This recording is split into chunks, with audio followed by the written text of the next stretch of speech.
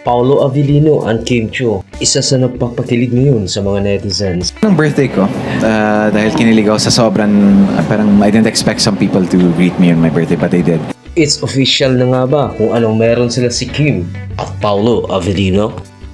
Showbiz celebrity updates. You can still go, even when you feel slow, you can still go, even when there's no hope, you can still go. Subscribe for more info. Still go.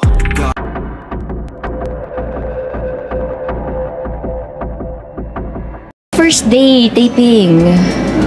'Di ba? Kasi umabot tayo ng sunrise. Galing sa madilim na pangyayari si Kim Chiu, pero muling nagpakilig in 2024 kasama nga si Paolo Avellino at sigaw ng karamihan, bagay na bagay ang couple na ito. Una nagbigay ng pakilig ang dalawa sa palabas nilang Linlang sa ABS-CBN or Kapamilya Network, na umani naman ito ng iba't ibang reaksyon at napaka-super thankful ni Kim Chiu at ni Paolo Avellino. At muling isinigaw ng bayan, muling isinigaw ng mga viewers na sana tuloy-tuloy na dahil bagay na bagay ang kanilang pair. Ilan sa may mga katanungan, sila na nga ba ni Kim Chiu at ni Paolo Avellino? Una nang uminit sa social media na dati lang ay gustong-gusto ni Kim Chiu na makapares si Paolo Avellino. Pero sa naunang payag ni Paolo Avellino nang gustong-gusto niyang makapares si Kim Chiu, hindi lang dahil sa naangking ganda nito, kung hindi mas iniidolo niya si Kim Chiu dahil sa naangking acting nito ay napaka-super husay naman talaga, dagdag pa ni Paolo Avellino.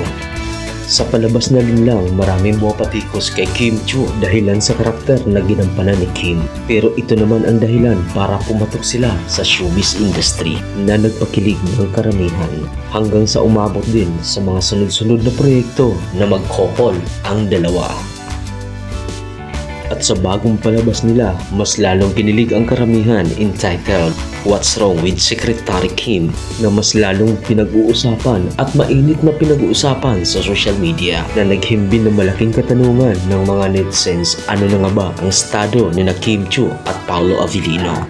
Sa walang diretsahang sagot ang dalawa, tukoy pa nito, mas masaya lang kami sa aming ginagawa. At sa dagdag pahayag ni Paolo Avellino, para bang mag-asawa or para bang mas kilala na nila ang isa't isa, bahala na kayong humusga. One thing siguro na hindi mapapansin siguro ng mga hindi nakakilala kay Kim ay maalaga siya sa mga taong nakapaligid sa kanya. Thanks for tuning in. See you for more updates.